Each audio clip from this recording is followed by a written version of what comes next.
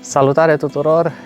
A venit momentul să pregătesc și acest petec de iarbă să arate îngrijit, să arate în adevăratul sens al cuvântului un gazon. El se află într-o stare destul de proastă, este înămpătit de buruieni, nu a fost îngrijit corespunzător, dar în câteva săptămâni acest lucru se va schimba radical. Pe această margine, fiind bordura, voi săpa cam 20 de centimetri și voi pune pietriș pentru a elimina aceste zone moarte din cauza lipsei de apă. Betonul se încălzește foarte tare și usucă această margine.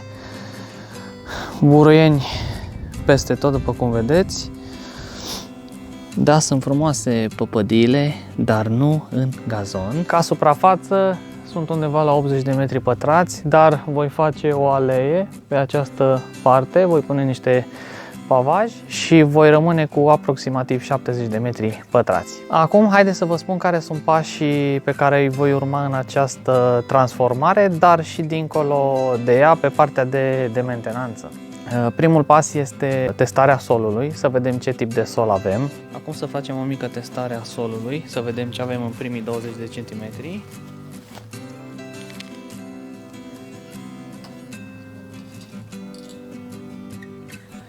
Ia uitați cum arată solul, 20 de centimetri, este foarte sfărâmicios, dar lutos în același timp. El se face foarte, ia uitați, ca o plastilină. Adăugând nisip, îi vom schimba structura și vom avea un drenaj mai bun, astfel încât să nu avem umiditate în primii, eu știu, 5-10 cm. Ideal este să folosiți o motosapă, astfel încât să pregătiți terenul în primii 20 de cm adâncime. Eu nu voi face acest lucru pentru că această peluză va fi cu o mentenanță minimă, la un cost minim, la fel și la sămânțarea ei. Sunt conștient de faptul că poate fi un eșec, dar de altfel poate fi și un succes. Rămâne să vedem pe mai departe dacă se poate face o peluză frumoasă și fără să lucrăm primii 20 de centimetri din sol. Al doilea pas îl reprezintă eliminarea buruienilor. Acestea vor fi eliminate în câteva săptămâni. De asemenea, sunt conștient că fiind luna aprilie, sfârșit de aprilie, început de mai, încă nu au răsărit toate buruienile și undeva la jumătatea lui mai pot avea o infestare, dar îmi asum acest lucru. Practic, dacă însămânțez în această perioadă, trebuie să iei și buruienile la pachet. Iar ca urmare, după primele 3-4 tunsori, voi aplica fie la plivit, dacă nu sunt multe buruieni, sau la erbicidare selectivă pentru frunză îngustă și frunză lată. Pasul numărul 3, pregătirea solului. Cum am menționat anterior, este un cost minim pentru pregătirea acestei peluze și mentenanța ei. Ce voi face după ce voi elimina buruienile? Voi scarifica la cea mai joasă treaptă, astfel încât să sparg puțin denivelările. Voi face o nivelare cu nisip și compost, iar apoi voi tăvălugi pentru a avea o suprafață cât mai dreaptă.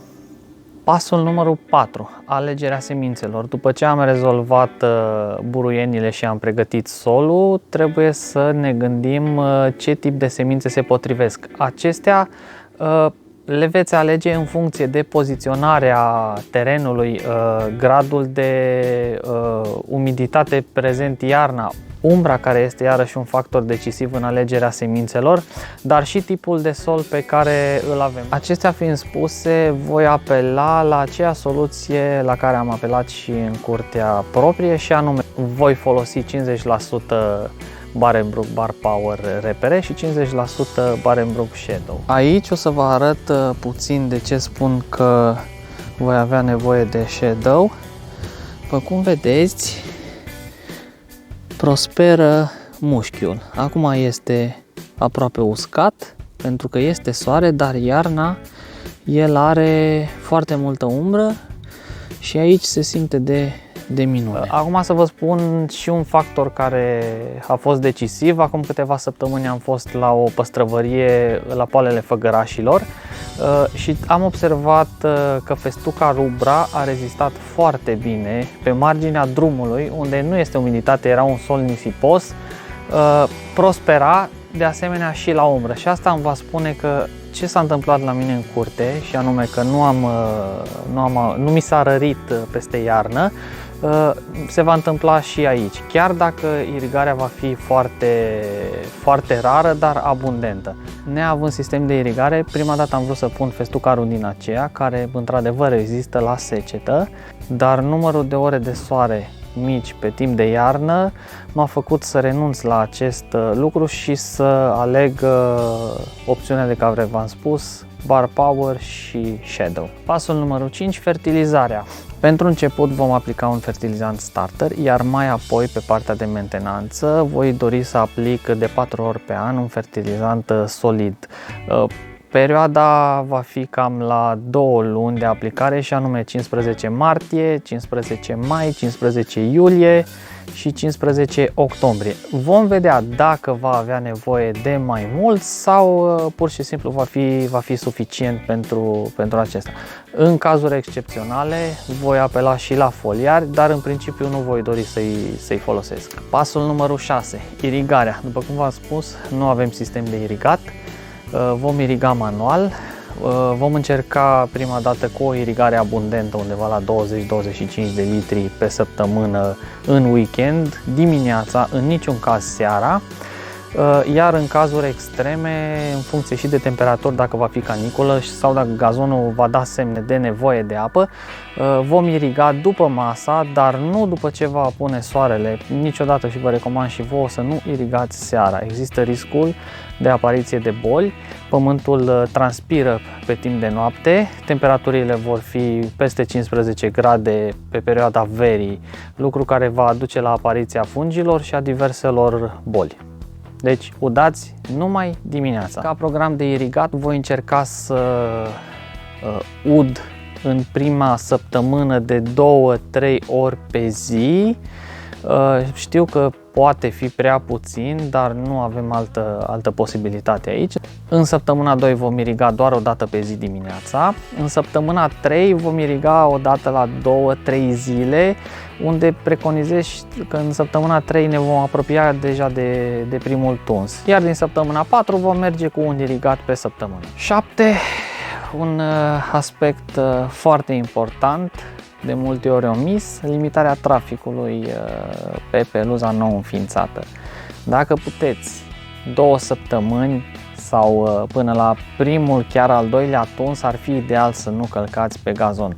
Având în ghilimele norocul că acest loc nu este cu un trafic foarte mare, doar animăluțele mai trec peste peluză, eu cred că nu voi avea probleme din acest punct de vedere. Primul tuns va fi când gazonul va avea undeva la 7-8 cm, voi tunde la 5 cm înălțime și așa voi încerca să-l țin pe toată perioada anului, exceptând perioadele caniculare, când îl voi lăsa la 6 cm.